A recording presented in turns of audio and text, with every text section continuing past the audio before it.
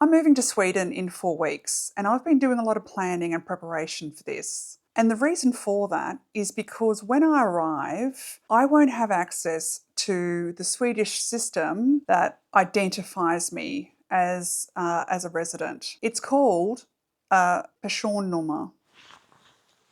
Let me check that pronunciation. Personnummer. Personnummer. I'm going to butcher this, but bear with me. So when I arrive in Sweden, I won't have a Personnummer. And so therefore, I'm not identified in any of the Swedish systems like anyone that's actually moving to Sweden. This causes some challenges. So I'm going to talk about what I'm doing personally to ensure that I'm covered between the time of leaving my country, which is Australia, and the time frame it takes for me to get a Personnummer. So there's some workarounds that I think may be of interest.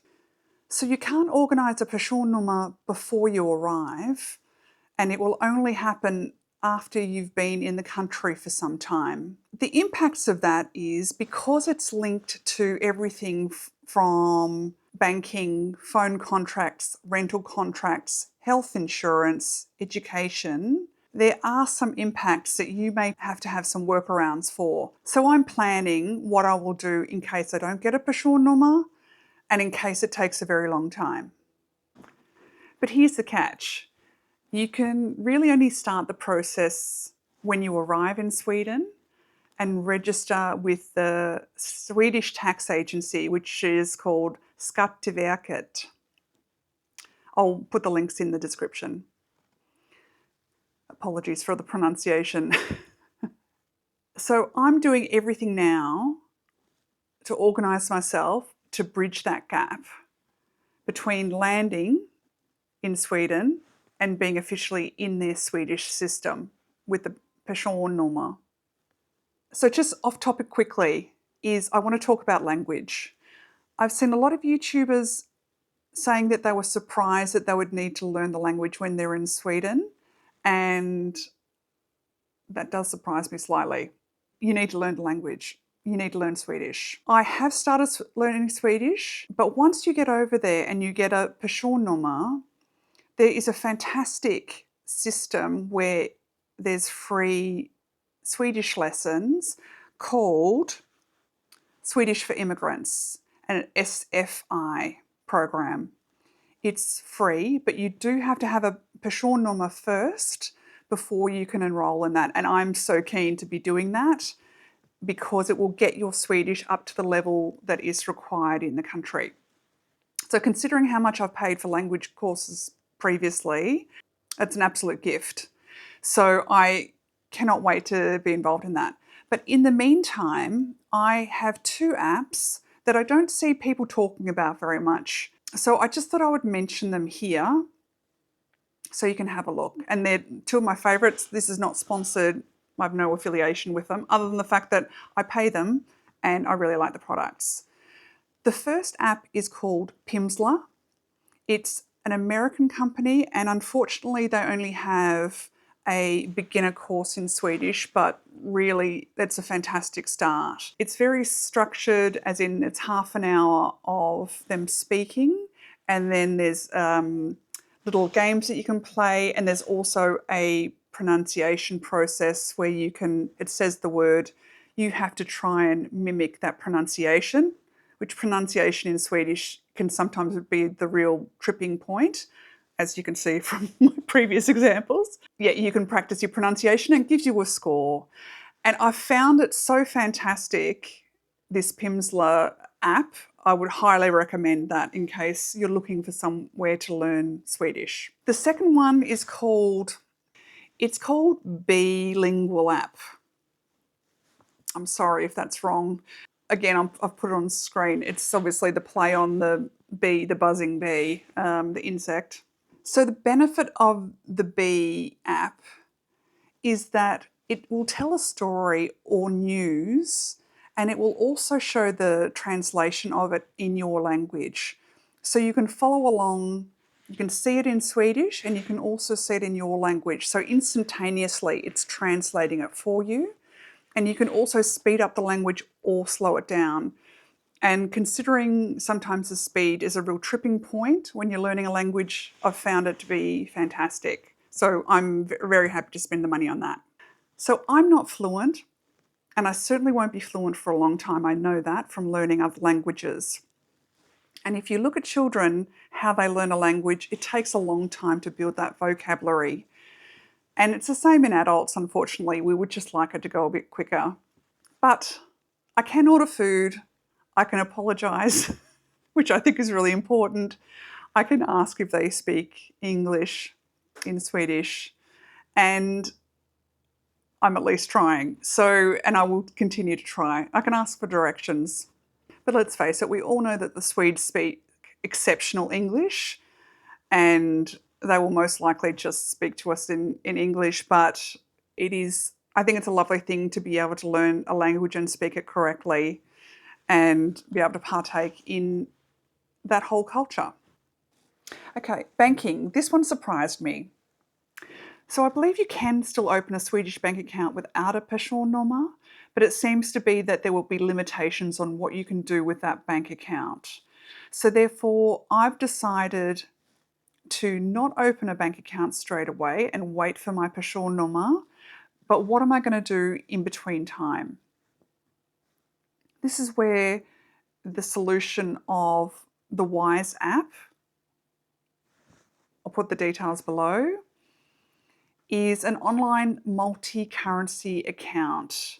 So I can transfer money into the Wise app in my Australian dollars, and I can push it then into a Swedish account also within that app, and then just have a credit card or debit card, I should say, from Wise and use Swedish krona the whole time I'm there.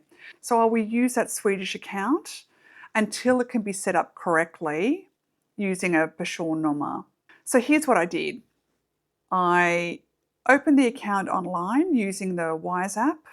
I transferred money into that Swedish account section, and enough for me to survive for a certain length of time until I need to transfer more money. This allows me to always make sure I've got multiple ways of accessing my money. I've got that debit card that's linked to that Swedish account in Swedish krona. I've got a credit card, and I've also got Australian cards with low transaction fees. But usually Australian banks will charge a rate to convert the Australian dollars into Swedish krona, and so you end up paying lots of fees usually, which I'm trying to avoid. It's not worth it over a long period of time.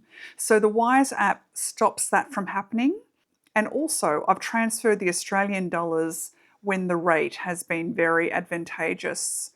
The Australian dollar can be a little weak sometimes in comparison to different countries. I'm trying to get obviously the highest conversion rate possible and not to be getting that exchange rate when it's at a really terrible time for the Australian dollar. So this is a good workaround for that. So I've got different options for getting access to my money because I don't want to be standing in Stockholm with one card that somehow has decided not to work. So as a backup, you also may want to try and find a local bank in your own country at the moment that has very low transaction fees for international exchanges, and make sure that you're not getting robbed blind by the banks when you're moving money around. I've found the Wise app has very low transfer rates for sending money globally, which is a huge benefit. And I've seen a lot of people recommending them, and I would also recommend them, but again, I'm not affiliated with them whatsoever. So I recently was lucky enough to sign a lease for an apartment in Stockholm, and it's really surprising to me because I thought I was not going to manage it from Australia. I had applied for probably about 30 different apartments via a particular app, which I'll talk about.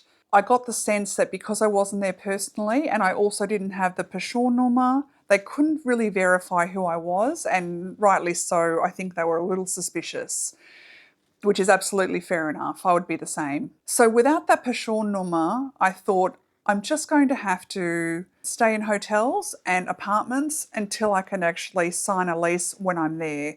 They have open for inspections. I thought I would apply once I'm there and hopefully get it in a very short space of time. But like everywhere in the world, the competition for housing is at its peak, and that is the same in Stockholm. Maybe not everywhere in Sweden, but certainly in Stockholm. And I wasn't very confident that I'd be able to get something. So I used the app called Casa. I'm probably also butchering that name.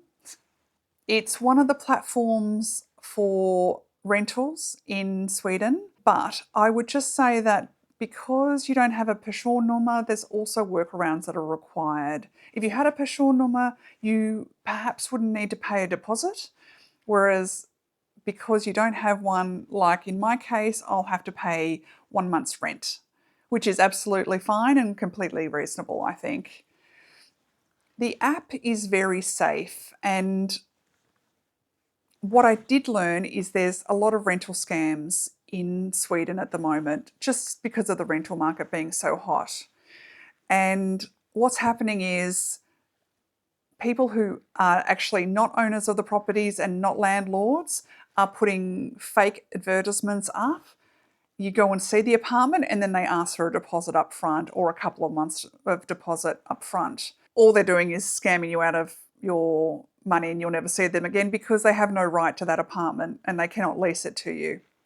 So I saw those scams and people talking about those scams very early on in my search and decided I would just stay on that Casa app, which is put in the description, and that protects you from basically any of those scams because you're doing it through that digital portal. Everything's done online and you're verified, they're verified, you're not going to be scammed out of your money. Everything else I would steer clear of. I think as people new to a country, I don't think we understand enough to be able to navigate that correctly. And obviously that's been catching people out. So I would highly recommend just going through a reputable website like this. One tip I would give is I did pay for the premium version on the Casa app, which allows you to put a profile on your account. I put a photo, I put my LinkedIn details so that people could see what sort of history I've had in working and in life. And I think that helped a lot.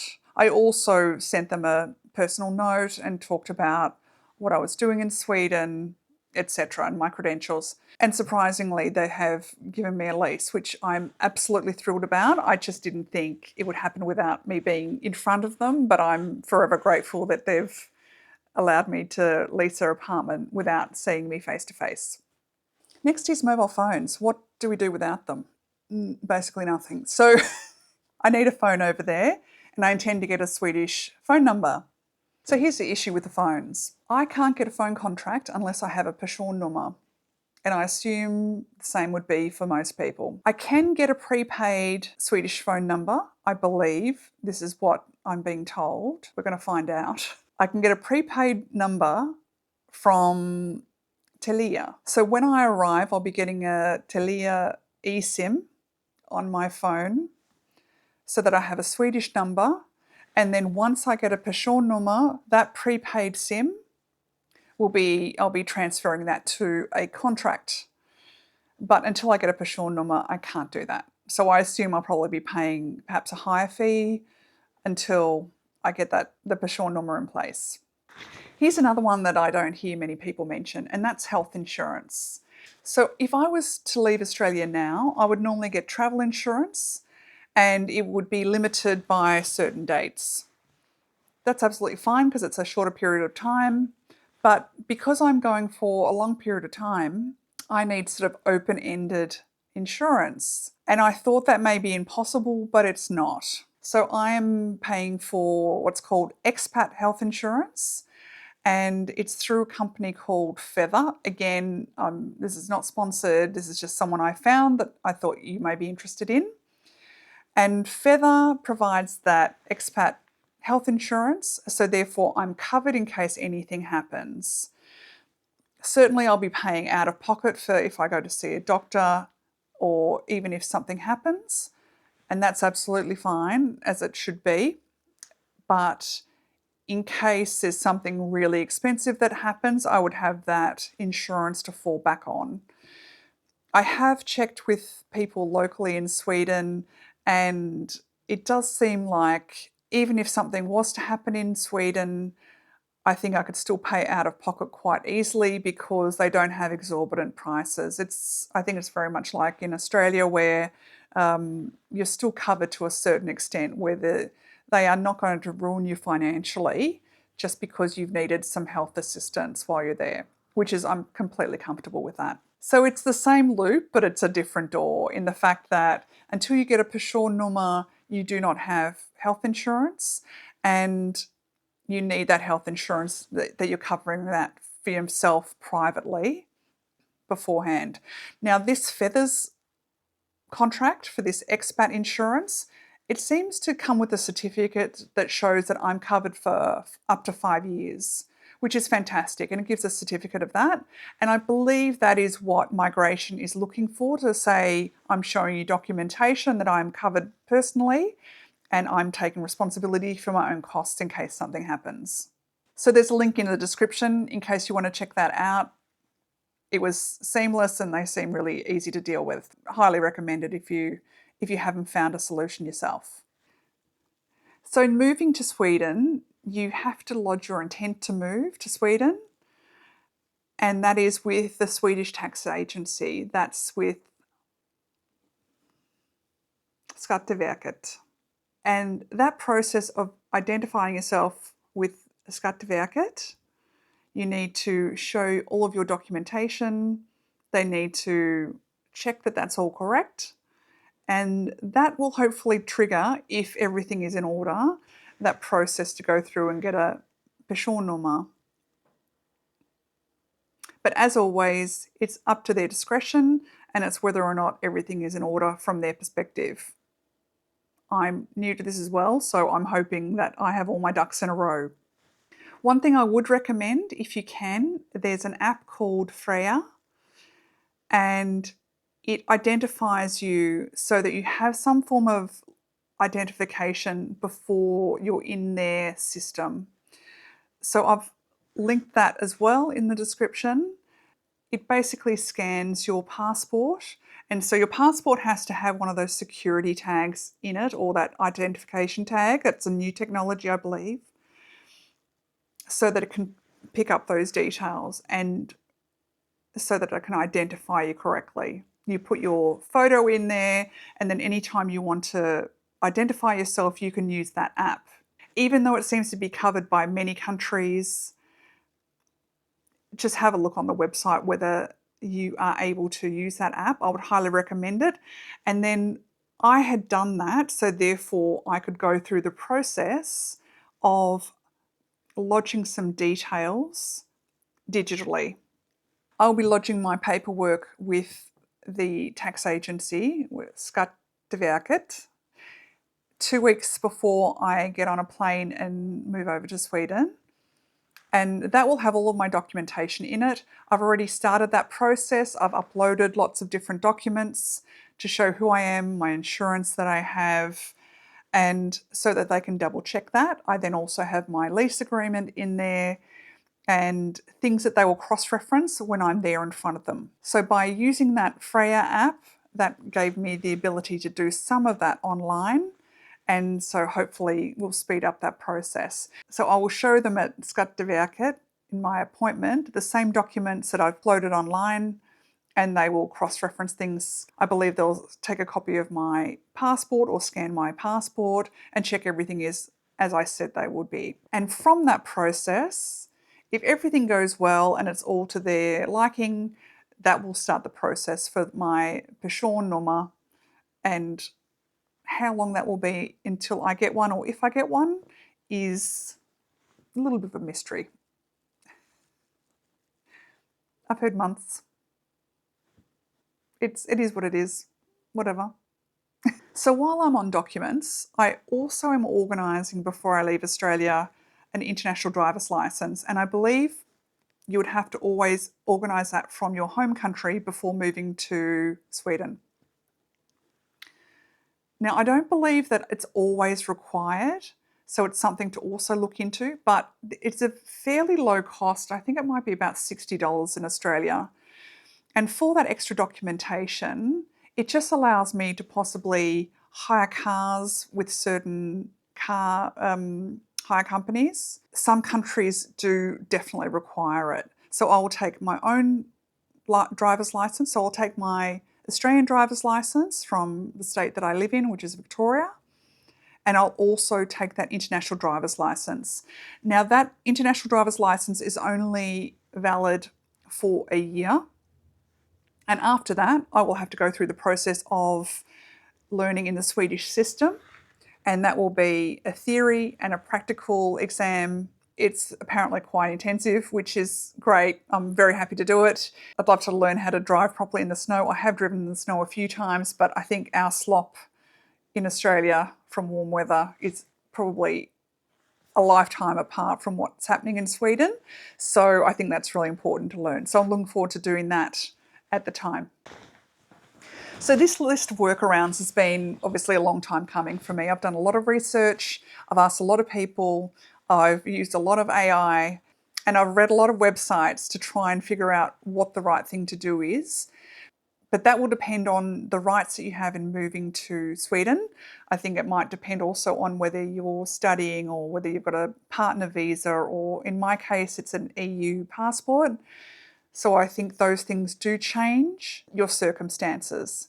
So definitely I would always be looking for and telling, even if you are using AI, your circumstances specifically, and then asking how it relates and what you can do for workarounds. Because there may be a time where I don't have a Personnummer, and it might be a very long time. I may not get one at all. Migration laws change, and I just don't assume that I'm going to get it. It would be lovely to have, but who knows? So I'm just making sure that I'm set up, regardless of whether it happens or not, that I'm okay, and that I'm not fretting and stressing through the whole process. I would like a seamless transition if possible. Obviously, I'd like all of my documents to be correct and for me not to have forgotten something. It's an anxiety-producing process moving overseas. You're just hoping that you've done everything right and that you've got all the right documents. I would just remind you to read as much as possible, write as many lists as possible, and read broadly to try and make sure that you've got all those things in, all of those ducks in a row. We'll see if I have. I'll do an update to see whether I got through the tax agency's process with flying colours, or if I've failed miserably at the whole process. Who knows? Obviously, you always think you're doing the right thing. That may not always be the case. But I think I've set up enough workarounds to make sure that regardless of what happens, I can cope with whatever comes my way. And I think that's the difference between moving in your 30s and maybe moving in your 50s. Like, I was quite unprepared when I moved in my 30s, and I would highly recommend not doing what I did. So I'm doing it a very different way, and I'm completely over-prepared this time, but let's see whether that is actually the case. So if you're planning to move to Sweden, I hope this has helped in some way, and subscribe and follow along. I leave in 4 weeks, and I'll give you an update as to how I've gone with my prep and whether I was correct. If you're making a similar leap, let me know in the comments. I'd love to hear your stories. And if I'm completely wrong, and also if I've butchered all of the pronunciation, also let me know. Thanks.